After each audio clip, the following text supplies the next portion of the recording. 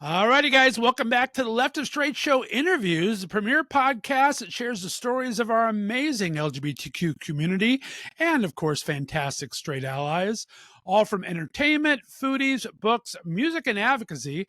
I'm your host, as always, Scott Fullerton, and let's start talking.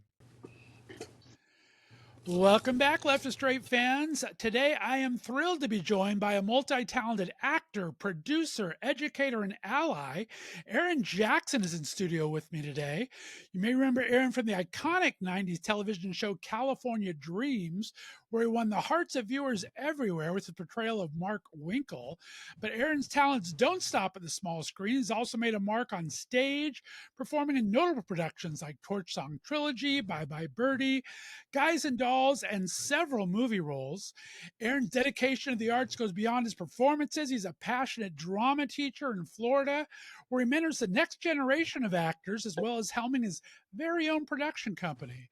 His commitment to advocacy is equally impressive, having received an ACE Award for his impactful work on a PSA about AIDS, and his career is a testament to the power of using one's platform for good. I couldn't be more excited to dive into his journey, his experiences, and his contributions to his craft, and maybe a few fun stories along the way. But first, take a look.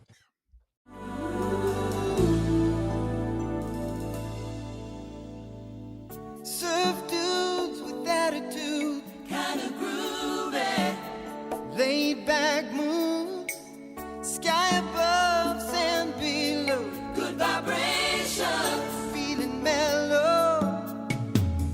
Won't give it up, don't wanna stop. Don't wake me up, don't wake me up if I'm dreaming. California dreams. Just let me lay here in the sun until my dream is done.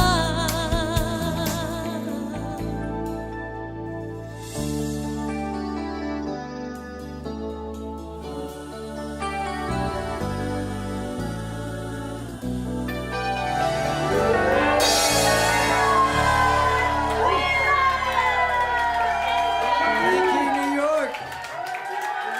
We love you all. Thank you so much. You guys are so awesome.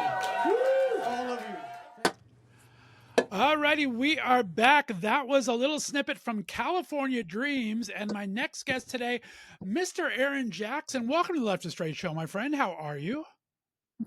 I am wonderful, my friend. Thank you so much for having I me. had It's to a have you pleasure on to the be. show. I mean, we got to chat a bit at the California Dreams reunion show at the Hotel Ziggy in Hollywood while I was out in California. Yes. And you were so easy and charming to talk to. You teased a couple of good stories coming my way. So I'm excited to have you on. How is everything in beautiful downtown Florida? It looks like you're back in the Uh, classroom, maybe. I am. We start here in Florida. We start early. I'm now in my second week of school. I'm in the middle of auditions. I'm auditioning 5 shows as we Wow. speak. So I'm making schedules and doing stuff that definitely is not the norm for me over the summer. So getting back into that routine, Life but it's is beautiful here. happening. It's like, I understand that for yep, sure. yep. Well, I always like to get a little background on my guests. I was excited during my research on you, found out you only grew up an hour and a half from me. I'm in Northeast Ohio out of Youngstown suburb. You're over in Pittsburgh Oh, area there. Youngstown. Talk about where you grew up Yeah. and what kind of a kid were you out there? Grew up in Pittsburgh, the South Hills of Pittsburgh, and I've been to Youngstown. I can't tell you how many times I've been to Youngstown, a ton. I was a wrestler through elementary school, middle school, and high school. So Youngstown, Yellow Jackets, Weirton, like all through West Virginia and Ohio, where all the wrestling tournaments Right. were throughout the winter. But I grew up in a I say a small town, but a great little town. They shot The Perks of Being a Wallflower there in my hometown, in my Nice. school that I graduated from. But I don't want to call it the one horse town, but it was a small town. I mean, we had a kidnapping once, and that was a big deal. But I grew up, I think, just like everybody else, with my dad and my 2 sisters. I had a great upcoming, through Pittsburgh. I love that. Yeah. Well, I take care of my 85-year-old mother, and she's a gambler. So we go to the little horse park there for a little gambling on occasion, about 15 miles from you. So Yeah. I've driven through Yeah. Go on down the occasion. Yeah, the meadows. meadows. So Oh yeah. exactly. Well, I think Pittsburgh has the best accent ever, right? Well, it's not even an accent; it's a dialect, right? The Yunzers. Right. It's like, so I'll use your little scenario there. Oh, Yin's guy's going down there to the meadows and that down there to do some of that gambling down there. Maybe we'll watch them Stillers play up in there. And it's like, I'm like, what are you saying? That's not English. That's not that proper. But Yuns, Yenz. That's a word. That is an actual word. Yuns guys. I Yuns guys. have So heard it. I yeah. think you're spot on there. Good Well, mimic thank you. there. Thank you. Yeah, well, I think half my family and everyone else growing up still has that Oh, I accent. love So that. I broke it somehow. Yeah, somehow. Well, let's start with your allyship. I mean, you're a straight ally. You have a wonderful wife or fiance, 5 beautifully blended, fantastic kids. I want to know, you've had the Thank you. opportunity to perform in iconic plays like Torch Song Trilogy. How did being part of such a groundbreaking work kind of influence your views on LGBTQ representation, both in the arts and out of it? It's funny. When I was a kid, we had the first out gentleman that I knew, and his name was Quentin. And I don't know, maybe sixth grade, seventh grade, and there was a boy that dressed in a dress. And I remember going home and asking my dad, "Is that okay?" Right? Like, Right. and I'm a sixth grader. Sure. I don't know. I mean, I'm an actor, but I mean, I was kind That of, time, that's I was pretty new too television. back then. Yeah. Yeah, yeah. And my dad said, "It is if he wants it to be." Oh, And it was like okay. And society back in the '80s, it wasn't okay. People didn't accept it. It wasn't your norm, your standard, or your quid pro quo, if you will. But for me, it was normal. Like I knew Quentin. It was cool. Like, awesome, good for you, man. Like, you be you, boo, kind of thing. And then I got cast when I was 13 in Torch Song Trilogy. powerful play. And not everyone in the audience is going to know the Yeah, that's show. powerful. If you don't know it, it's brilliant. Harvey Firestein. And the movie was Harvey Firestein, Matthew Broderick. I mean, massive, massive story, amazing story. And when I was 13, I got cast as the young David, which is, you have Act 1, boy meets boy, boy falls in love with boy. Act 2, boy decides maybe he doesn't like boy, likes girl, gets married to girl, boy 1, crippled. Act 3, boy reconnects with boy, they get together, they adopt a gay child. But then you also have the one character's mother that is, the old stereotypical Jewish mom that doesn't accept the fact that her son is Right. gay. And I learned so much about LGBTQ then, before all of the add-ons that have come now years later. But this was just, you were gay, you were straight, you were bisexual wasn't a thing. You were either gay or you were straight. And I learned so much about the gay community. And what I learned about the gay community is they were no different Love that. than the straight community, if you will, if that's the proper term. What I learned about gay is they were happy. The word gay means happy. It does not define whether or not you like boy, like girl, like, it doesn't. So I got to do this show, and I got to know this massive, amazing gay community in my hometown and in the city. And I was this 13-year-old little boy, good looking kid, and there was a lot of looks for a while, because I was hanging out with adult gay people, and it was like, what is this going on? Never once was I approached. Never once did anybody. I was straight. I am straight, but it didn't matter because, so for me, that was my kind of induction to it, if you will, like my Sure. intro to it. And then, moving to England right after high school and being in the arts, and then now living the arts the way that I have for, conservatively 40 years. I don't see it. I don't see straight. I don't see gay. I also don't see black and white. Well I said. see Well breath. said. I see breath, I see heartbeat, I see hurt, I see feelings, so those kind of things. But so now, teaching, and I teach at a very small private independent school, and one in 50 of my students might recognize, or might be trans or be gay or be, and okay, great. Right. You're human. You got a heartbeat, right? Cool. That's all that matters to me. You're alive. You're not going to hurt me. Cool. We're I good. love that. So that was my That's such induction a there. great attitude to have. I mean, we talk about Torch Song. I mean, Anne Bancroft and Estelle Getty is the mom. Talk about some acting powerhouses, right? Oh my goodness. It's got the best scene ever made for film, television, and theater. When Arnold and his mother are talking about the death of their each respectable Right. lovers, his father and his lover, and the way that in the 80s, the way that the gay community was so shunned and so like you're wrong.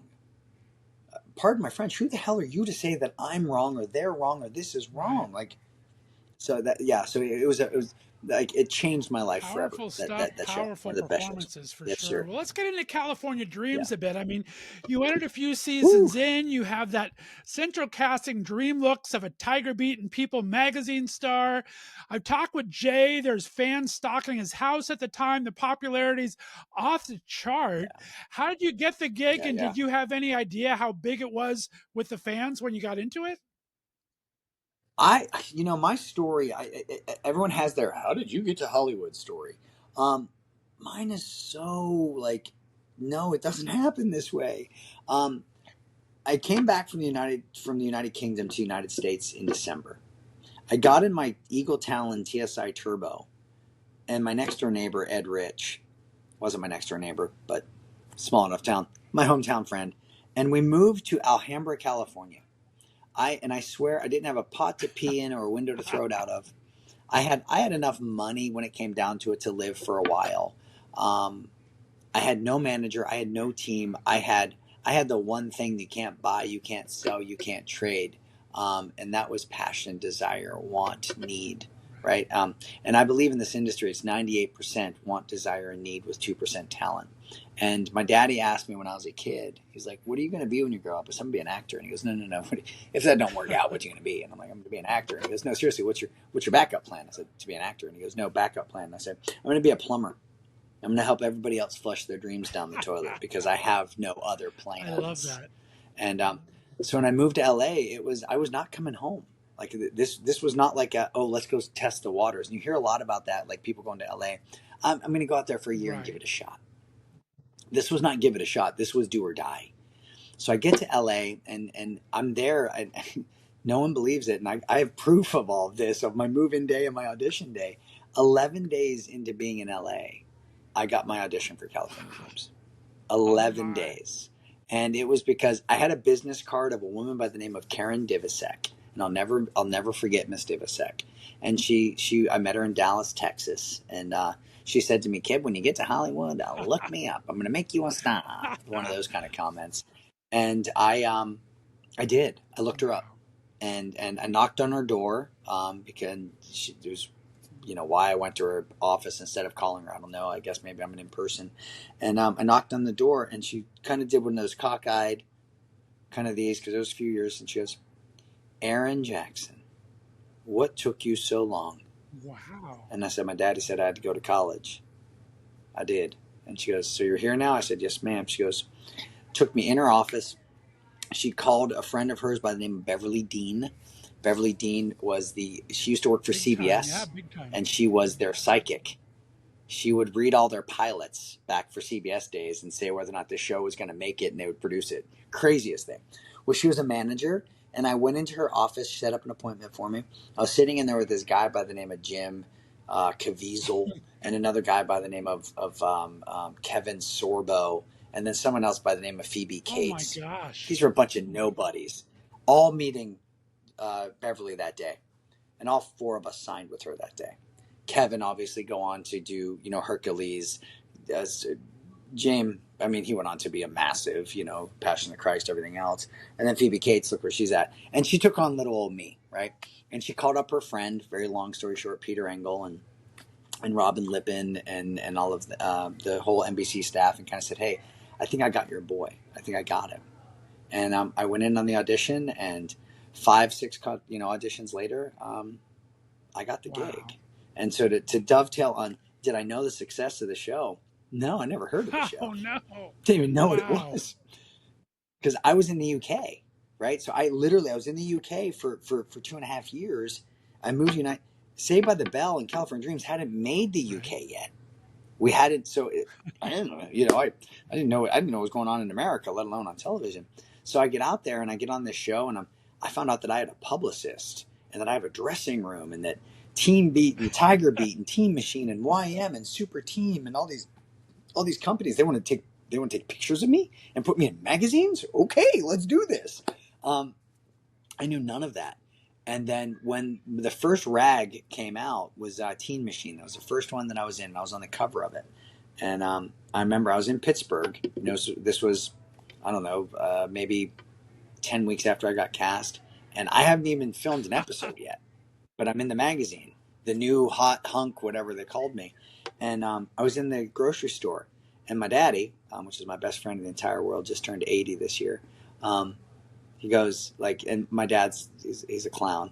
He screamed, "Aaron, you're on the magazine. You're on the effing magazine. Holy!" And then beep to the beep, beep, beep, beep, beep, beep. But this is also the same dad that in the middle of the grocery store, and I don't know how PC the show is, so I'll try to keep it PC. But he would scream down the aisle, "Aaron, do you still need that hemorrhoid cream?" Like he was that dad, you know. But so then when the magazines came out, and then I was traveling, it kind of like people started to recognize me. And then September, I don't know, September 9th or something, September 10th, the show aired. And I flew back to Pittsburgh for the first airing on NBC. And my dad had this big old party and California Dreams cake and everything else.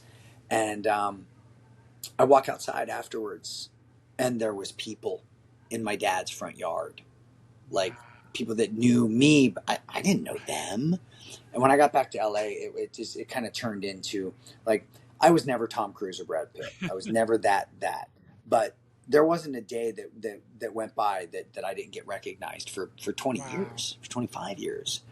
Airports, And now granted, a lot of times I brought it on myself, some of it, because I would wear my California Dreams jacket, or I would have an entourage of people around me, not because I thought that I was cool. It was just when I went someplace, people traveled. Like we all, like I had fun in Sure. life, and it wasn't about money and showing off and bragging. It was about like, hey, this is a platform. Let's go do this. And heck, they want me in Vegas. Let's go. Can I bring 5 friends? Cool. My 5 friends are going to Vegas. That I kind of love stuff. that. So I lived it and loved it for the entire time. So, but now I know the magnitude of the show. 30 years later, we're There still you doing go. this. I know. Man, I love that Yeah. story.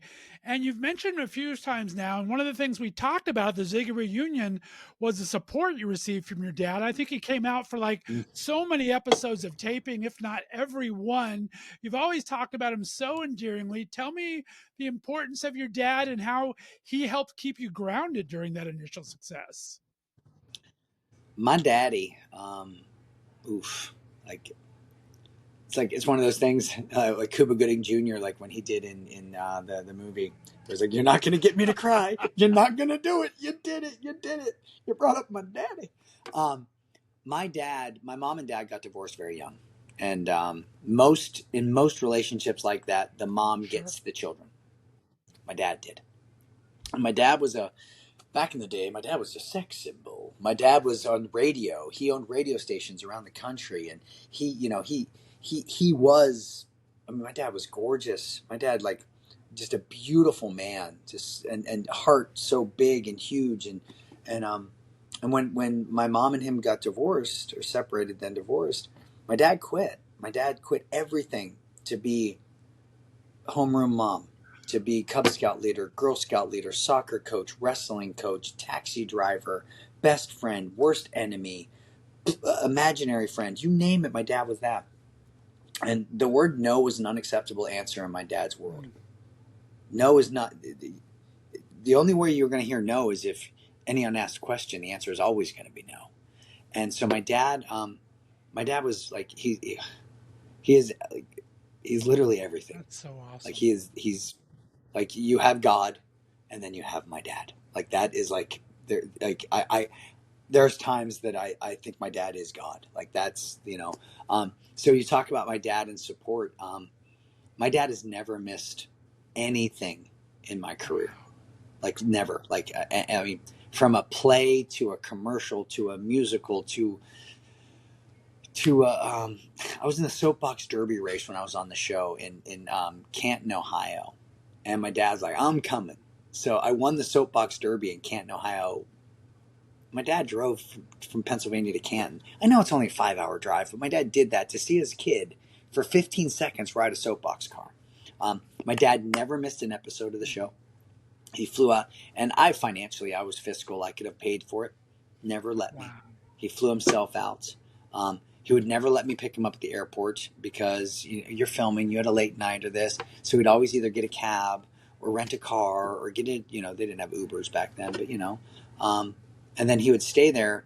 And for a lot of time, I thought it was like my dad's kind of like living vicariously. I thought, Sure. when I'm that age, it wasn't. It was. I Pure was. support. I was a very home. I was a very homesick young man. Um, I loved my family because I mean, I grew up. We grew up so close knit, and I also had I still, but then was even worse. Had a very bad reading deficiency. My reading skills were not that well. I was dyslexic, and my dad would read me my scripts on Saturday and Sunday before my table read on Monday. Um, so yeah. So now that my dad's 80, when we were talking at Hotel Ziggy, um, that was the first show my dad's ever missed in I my career, remember that. I remember. and that like, and he was I on. felt the emotion in your voice when you told me that. I know. I'm gonna cry now. But he was on FaceTime with me when we did the show, and it's the same, but it's not the same, because it's um, the love that you get from somebody that is truly unconditional. Because I've been a bastard as a child. I've done a lot of things I'm not proud of growing up and everything else, but my daddy was always there. Always, no matter what, my dad had my back. So my biggest fear, everyone's like, "Are you afraid of death? Are you afraid of this?" No, I'm not afraid of anything except my daddy dying. That's my fear. Like when the moment I can't pick up my phone and call my daddy. That's so I do it Uh, often. And sorry, it's not about this. So I'm sorry. But my daddy is. He's my world. He's my end all. He is my world. So he missed that one, and then he missed Atlantic City because he had surgery, and those concerts were 5 weeks right. apart. And an 80-year-old man having surgery 2 times in 30 days is just not. He had a bunion removed and a Yeah. hernia. So, but yeah, if you Google Aaron Jackson and his dad, like there's more press about my dad than there probably is about me when it comes to, because that's all I talk about. My dad and Carla and my It kids. really touched my They're my heart. I got world. to tell you, we were sitting there talking. I mean, we only talked like 10 minutes or so before the show started, 10 but minutes, yeah. I felt that love come through so much. And I feel the same with my mom. I just spent, while I was there meeting you, I was on a 6 week road trip from Ohio here to California doing live podcasts. And it's the first time my mom didn't come. My mom's come every other time, but she's 85 now and can't walk real well. And this is the first time she didn't All want to right. come. And it's just not the same. It's like, It's it's a different different. show. It's a different Right. jam. Yeah. Exactly. And like, there's like when he was in New York with us when we did the New York concert, Carla flew up with me, and again, I'm not cheap, and my dad's like, "I'll just get my own hotel room." I'm like, "Dad, no, just stay with me. Just stay with us," and again, you forget that, okay, I'm 50, my wife is 50, and my dad's 80, and I'm like, okay, like he can hang with us. 80-year-old Grandpa Zeke is just like, you know, doing this, and I'm like, Grandpa, we got to get there. I got an interview. I got this, and so like Carla's like, I'll stay back with Dad. You go. So I'm like leaving my dad in New York as he's hobbling along on his little, you know, bunkety old foot. But yeah, but he's the he's the Mac Daddy, Papa Son. There He's you amazing. go. Well, So thank you so much no, for no asking about him. problem. I mean, Thank you. you never want to apologize or dismiss that love. That's something that's you No. always have there. Let's get back to the reunion shows. I mean, I had such a great time at the Hotel Ziggy talking to you, talking to Jay, the whole cast. I mean, you had some success already, like you said, in New York. You guys had got together first in New York. You were on Jimmy Fallon, and then you played this New York gigs. How have you been able to maintain these relationships over the years? You guys look as close as ever. I mean, it's amazing to see you guys all work together. And what Dorian Gray picture does Diana have hidden somewhere? That's amazing. Right? I'm telling you. Um, it's funny. Everybody being in the industry, you kind of you see other casts, right? Or as we call them, other families. Like, you got the Saved by the Bell family, and you've got the Friends family, and you got this and you got that. You got all these families. If you look at all of the families from the 80s to now, I will give you $1,000. Anybody, $1,000. I won't really, but if they can tell me any family that was not dysfunctional, Of course. like off camera, right? And like, this awful stuff is going on with Friends right now. Awful, right? The stuff that happened, on the Saved by the Bell cast or on this, you've never heard of that on California Dreams. Nothing. We were and are a family, right? We dysfunctional at times, yes, of course. Do we argue? Do we fight? Yeah, of course we do. We're family. That's what you do. But we never went to bed mad at each other, Well right? said. And that was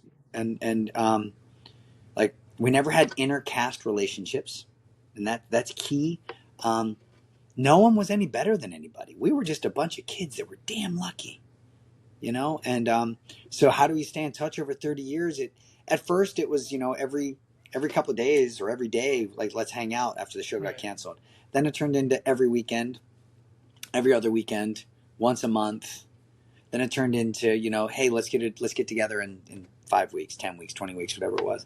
Then it turned into Facebook and Instagram and birthday texts and phone calls. We're still as close, but we're not as hangoutable. I mean, Jay's in Australia, I'm in Florida. William's a doctor, Diana's real estate, and she looks freaking 17. I don't know what the hell happened there. Like, Absolutely amazing. amazing. I want some of that Latino juice or whatever she's got going, because that's and I mean, and to be fair, Kelly and Jenny and Michael look fantastic. I think They all look of us. amazing. Jenna is like the Energizer Buddy. I can't believe where she gets all her energy from. She is crazy. Yeah. And I mean, and the producer in Jenny, because we did our first concert pre-COVID in LA, and that was at Saved by the Max. And when I tell you it sold out in 2 minutes, I kid you not, it sold out in 2 minutes. So they added another concert, which also sold out. And then this we were all like gung ho, let's do this tour, let's do this. And then this small little buddy came in called COVID, and that just kind of stopped everything, right? And then after that, it took time to get people back ramped up, wanting to do it. Jay's in Australia, William's doing his doctoring stuff, and still didn't know where Diana was at that point. We're still kind of trying to find her. And then Jenny reached out to me and to a handful of others and said, hey, thinking about getting the band back together. How about New York City? And we're like that phone call that we did for the LA and New York and all that stuff, like that fake little Zoom thing or FaceTime thing we did. That's really kind of how it happened. Like, it was just like, think about getting the band back together. Hey, let me call in Jenny. Hey, let me call in Kelly. William, you down? And it did that. And then, so New York was such a success, and the fans were, oh man, they're amazing. And then we're like, let's do LA. Let's play the Sunset Strip. Let's go back to where it began. And because we were at Sunset and Gower is where we filmed the last 2 seasons of the show. And it was like, it was just kind of apropos. And, the crowd was not massive, but it was the right crowd, right? We had 150 people at each show, 200 people at each show, what have you. But they were the ones that are like true fans, like true, that like just love. I mean, people flew in from Australia, and people flew in from China and from Paris and from London. Like, it was crazy. And then so yeah, it was amazing. I couldn't turn Like, off my it was interviewer truly amazing. hat. I talked to a lot of the people there, and like you said, they were passionate as hell. I mean, they were so excited for this to happen. Some of them had been to the New York, some had never had heard about the New York, were jealous, and finally got to make it to LA. So the fans are just amazing. Well, we have three super fans, like, that have been to every show that we've done. They went to New York, they went to Atlantic City, and they went to LA. And they are truly, like, they were super fans, and then they kind of turned into, now they're fans, and then they turned into kind of like, well, now they're friends. Now it's kind of turned into like they're like our extended family. They're like our cousins. because they show up everywhere, and like we did this Comic-Con in Atlantic City, and it was, that's not my bell, but that's a bell. There'll be another one in 4 minutes. But they came there, not, I don't think they came there to be like, oh, we want to see the Dreams play or whatever. I just want to go support my friends. And that, I think the Dreams, the Dreams cast or fan base, I think is that, and I think that's a lot of people's misconception, on TV stars, or as they call us. Like, we're human. I would rather not just talk about Mark Winkle. Right. Ask about my dad. Ask about my wife. Ask about my journey. Because that's what you do with Right. friends. That's what you do with family. That's what we talk about. But I get a lot of the fans like, oh my God, did Mark Winkle, like, after Jenny and you broke up, were you crippled? No, the show was over. I went home and had a cup of coffee. I didn't even know That's the broad. so funny. But there's the certain fans that live inside that think California Dreams is a real world. Right. It's not. It was a blessing. Literally some of the best parts of my life came What from was the that show. most surprising thing maybe when you were doing these reunion tours, and what was maybe the most unexpected? Most surprising thing is how popular the show still is, and then to find out how popular the show really how it was. I mean, it was. I mean, I always knew that it was a very popular show. I mean, it was one of the #1 teenage sitcoms of all time. But I never really knew what that term meant. Sure. But like, I'm a school teacher now, and 99% of my staff that work here know my show. Not because it's like, oh, you heard he was on a show. It's like, oh my gosh, I watched that show. I watched you in college. Like, I've got one of my counselors here. Like, she was in my fan club. Wow. That's Like, amazing. in my fan club. So yeah, needless to say, yeah, of course I'm that prankster that goes into people's offices and I find out this stuff and I plaster their entire room with my headshots. Of course I am that guy. Of course I do. All right, well, we got to get into your then teaching, and we're going to run out of time because I know you have to get back to class. Okay. But you did tell me at Ziggy that you are unfiltered and have lots of stories about your time in Hollywood. Give me one good one for my listeners. What's one that stands out? A standout story in Hollywood. Okay. I won't name certain names, but my first party in LA. Like, anybody that knows me knows that, like, I'm anti-drinking and driving, anti-drugs. I've got a bullying platform that I go around the country talking to kids about anti-bullying and all that stuff. However, I'm young, I'm spry, I'm 19, what have you, whatever. And I got invited to a birthday party. And it was Corey Feldman's. I got no problem saying Corey Feldman's name, because anybody that knows Corey could throw a party, Sure. right? And this was back in the Michael Marish days and all of, like, and Michael just passed away, but he was one of the celebrity promoters with the celebrity nights and all this other stuff that we did. And but I got invited to Corey Feldman's birthday party. Now, mind you, I was not single, but I was single. If that makes sense. There's that. Back then, there was that rule. It was the 500-mile rule. Like, if you're 500 miles, Right. because we didn't have video camera. But so we were dating, but it was on the way out. At any rate, I'd been in LA maybe 3 weeks, 4 weeks of filming. So I was now, like, rooted in there. So maybe the fourth episode. And Corey, I'd met Corey at the Viper Room, and Corey had said, hey, I'm having a birthday party. You should come. I'm like, all right, cool. And he goes, I also think that there's a girl there that's got, that's going to come that I think has a crush on you. I'm like, oh, okay, cool, whatever. And I guess this was a friend of hers. And I won't say her name because of the end of the story, but because it's quite funny. There's that bell. And so I get there, and everybody knows my anti-drugs platform. They know this. It's a thing. Like, just don't. And I walk into this party, and it's in the Hollywood Hills, and it's a 3-story kind of townhouse looking house, but it's not a townhouse, but it's a 3-story. And so I walk in there, and I come in, and I'm like, hey, Corey. And then there's this kid named Corey Haim. I had no idea who Corey Haim was, but I met Corey Haim, and I'm like, I'm hanging out with the two Coreys later on to be the two Coreys, which was kind of cool. And then I turn around, and behind me is this very large African-American man. And when I mean large, I'm talking had to duck coming in the door large. And he goes, everybody step aside. I think it was a lot deeper than that, but I don't have it right now. And so we all kind of just, like, who the hell are you to tell us this?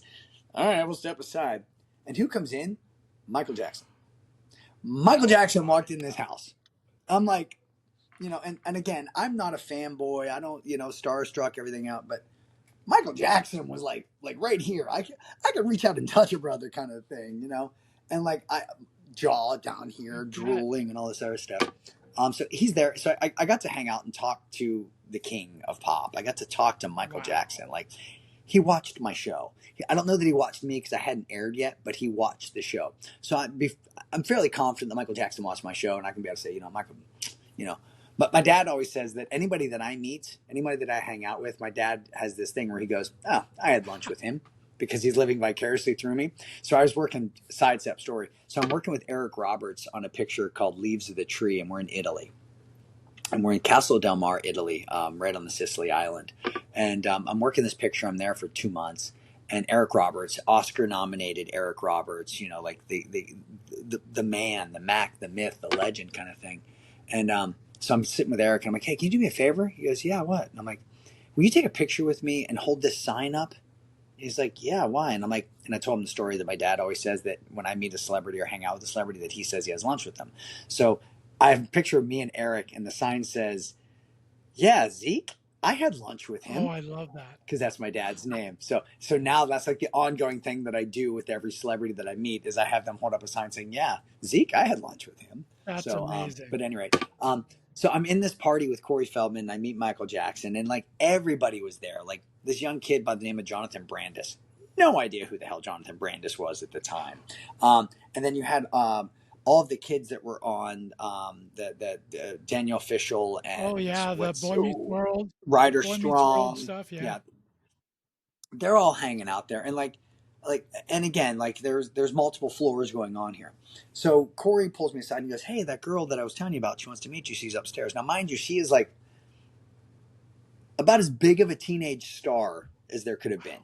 Like, I mean, and I'm talking the biggest, for me growing up. Like it was like, I'm talking like Alyssa Milano big, but it wasn't Alyssa Milano, like that kind of big. And I go upstairs, and he's like, "Yeah," she's like, "super stoked to meet you." She's all the way upstairs. And I'm thinking I'm getting set up like some kind of trap. Like I'm going in there and I'm getting inducted, and there's going to be like, I don't know, like pigs or something in there, or like they're going to try to tie me up. I don't know what's going on, but my brain's working. And I go up there, and he had one of those tables, those mirrored tables that had the disco ball mirrors around it, but it was the square ones. It was really short to the table. And it was probably 2 foot by 2 foot. And I go up there, and he's like, "Dude, she's super excited to meet you. Like, just like be excited." Now he's like setting this up even more. I'm like, "What in the hell is this kind of thing?" Well, very long story short, I get upstairs, and on this table was a mound of cocaine. And when I mean I'm talking like mound of cocaine. And this young lady's face is in it like this, and she comes up, and it was like the only thing that wasn't covered with cocaine was the whites in her eyes kind of thing. And I was just like, that was my introduction to Hollywood drugs. That was it. And I was just like, and I made a vow to myself, I'll never forget it. I'm never going to do that. I will never do that. And now at 52 years old, 51, I had to think about that. At 51 years old, I am proud to say I've never touched a drug. I have smoked and I have drank. I'm never going to tell anyone that I didn't. I've never drank and drove, right? But I've never touched a drug. I don't like taking aspirin. Good for you. So I know that story's got like a weird ending on it. I became very good friends with this young lady, right? She wasn't doing that. That was the joke, because she knew that I was against it. And that was what she was doing to be funny about it, kind of to meet me. But that changed me. Not that I would have ever have done it, I think, anyway, because of my dad and my upbringing.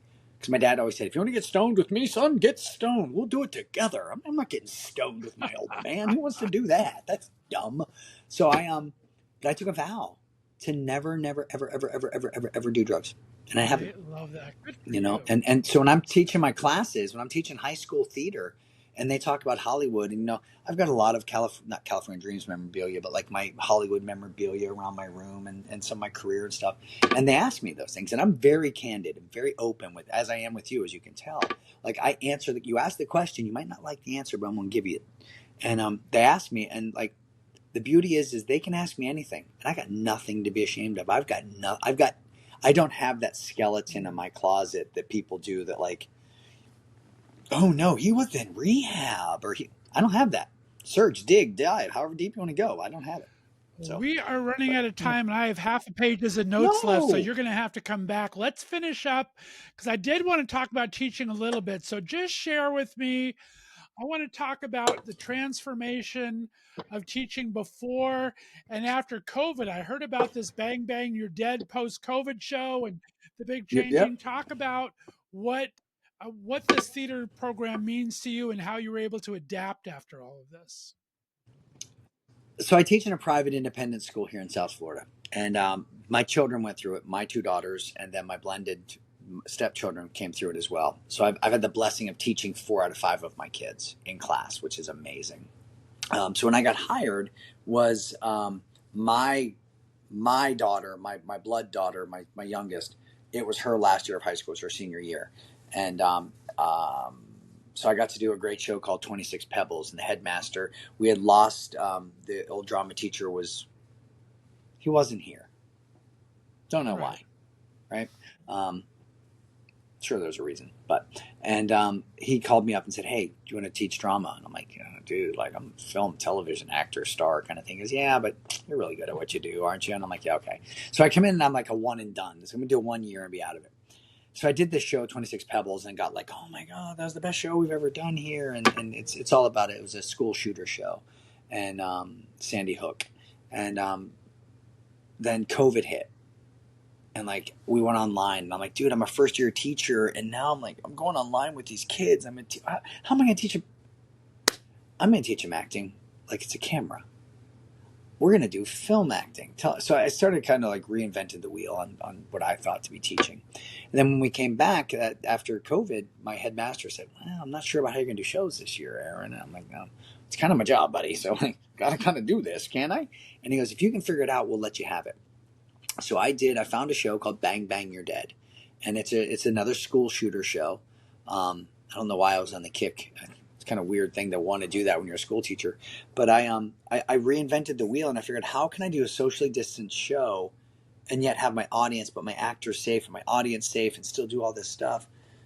So I built a 10-foot by 10-foot plexiglass box, and I put my actor inside it, and he told the story from inside the box, and my other actors that were in it were masked, but then my audience was 6 feet socially distanced and raised in a full round kind of thing.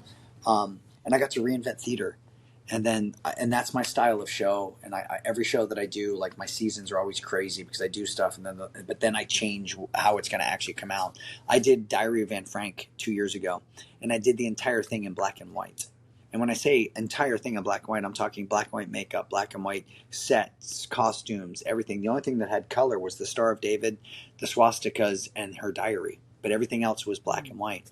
And then last year I did 12 Angry Jurors, and I did it in the rounds. And I made like the checkerboard floor and the table, which was 10 feet tall that I made, or 10 feet long that I made with my own 2 hands. But my audience was 3/4 around as if they were in the courtroom. Or in the jury selection room. So I reinvent different types of things, different immersive style theater. And my headmaster here at my school and my department, just they kind of trust me, and they kind of say, well, if he says it's going to happen, it's going to happen. So this year I'm doing The Outsiders, I'm doing Six, I'm doing Shrek, I'm doing the Suzification of Pride and Prejudice, and I'm also doing a couple other little shows. But like when I say I'm doing Six, I'm doing like the full on, baby. We doing Six. So and then I'm also casting the 11th right now. So I'm in the middle of craziness, but I get to teach high I school. love it. I think It's I read amazing. you do like up to 95 productions a year. I don't know how you have the time, my I friend. do I do night I do 19 I do 19 stage productions a year. 19. Oh my gosh. One nine, yeah, Wow. which is, and like so like out of them, 9 of them are scripted full length type shows or musicals. 6 of them are one act, straight plays, and then I do like 5 evenings of like beans and scenes and monologues and songs and scenes from the heart and stuff like that. But it's a full time. Like if I were to show you my board right now, like on each side of my board, it's like these are the dates in which you are required to do stuff. So like this is this year's performance calendar for my kids. Every one of these is a different performance type thing on there, or stuff that they're going to be a part of. Like this is one show's rehearsal calendar, and then here's another show's rehearsal calendar. Like it's heck in a handbasket, but Carla is the most supportive wife in the world, and she's like, I know you're going to be home late tonight. There'll be dinner, kind of thing. Or, hey, sorry about your luck. You're on your own for dinner tonight, whatever it might be, But my youngest daughter is in the program as well, nice. so I know if she's in the show with me, I know at least I'm coming home and she's going to get dinner, so I know I am too. That kind of love thing. that. Oh my Yeah, goodness, yeah, yeah. Aaron, so fantastic. I love that you do that kind of inventive stuff. My good friend Stan Zimmerman is a huge writer and director, and he did the Diary Van Frank Latinx edition. So it's like the entire Latinx. Wilson Cruz helped produce. So yeah, Wow. I love people that take those kind of classic works and really make them to a whole new audience. So that's amazing. Well, and the thing about that, and I know we got to run, but the thing about that is like everybody needs to hear some of these stories, right? And the Diary of Anne Frank, I mean, it is the most god awful story ever told. It's awful. It is so awful. Or is it? Because we get to live what Anne did, and to see that happiness, that in those circumstances, how she got to be happy with Pater and with the Von Dons, and it's like, it was bad, yes, but like for the 2 hours, my audience got to immerse inside Anne's life. And then the end of my show was awful because, great, awful. But I did this red, I built my set with pallets, and like the walls were like kind of like you could see things through the wall, like really thin lines. And then when the Nazis came in at the end, I put a big red light behind them. As they were leaving, the sound of gas happened, because ultimately that's where they were eventually going to go. And when my audience left there, they didn't know what to say. They didn't know if they should clap or not. And when I got there, like I like they would sit there for like 5 minutes, and I was like, guys, you don't have to clap. My audience isn't coming out, or my cast isn't coming out for applause, because this is not a story to be applauded. This is a story for us to remember.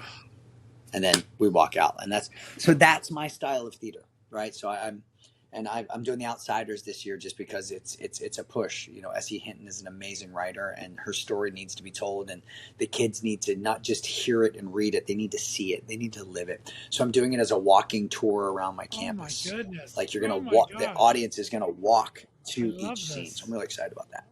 Yeah. So I reinvent the acting wheel. All Brother. right. Well, you have to come back on. We haven't gotten to Dangerous Curves Productions. We haven't gotten to Let's so do it. many other things I have to see. So I will be in contact to talk more here. We got to get you to these future thespians of America that you're in your hands right now. Remind everyone where they can find you on social media. You're very active on there, and where they can Well, look for productions if they're in the Florida area, if they can find stuff that's cool. I will. You can get me on. I had to double check to make sure that it's correct. Aaron Jackson official on Instagram, and then Aaron Jackson, just straight Aaron Jackson on Facebook, and then I also have Aaron Jackson Dangerous Curves on Facebook. But it's all kind of linked to my bio on my Aaron Jackson official. I just got that fun little thing that I'm super excited about. Where's my camera? I just got that little thing that makes me so happy. I just got my little check mark. I'm like, oh, I'm real. I'm for real. Because it's crazy that you Google my name and I'm out there, but is it really you? I'm lying. If someone wants to lie to be Aaron Jackson, you've got a real big problem. Right? I'm telling you. Oh my goodness. You do. So, well, it has been so much fun doing this with you. I would love to come in and do another one. I've got stories galore. You ask me a question, I'm going to answer it. I got Paul McCartney stories. I got Michael Jackson stories. I got them all. So let me keep them rolling. Absolute pleasure, Will my Smith friend, stories. and just your own career My yourself. pleasure. I'm so excited about and everything you're doing. Thanks Thank for you. taking the time. We didn't have time for 5 questions today, but we'll get 5 questions another time with Aaron Jackson here. Thanks so much for listening to Left of Straight Show interviews. We'll talk to you next time, everyone. Bye-bye.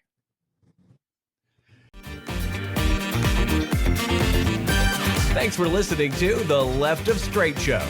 Be sure to subscribe on your favorite podcast distributor, and please give us a 5-star rating so more listeners can find us.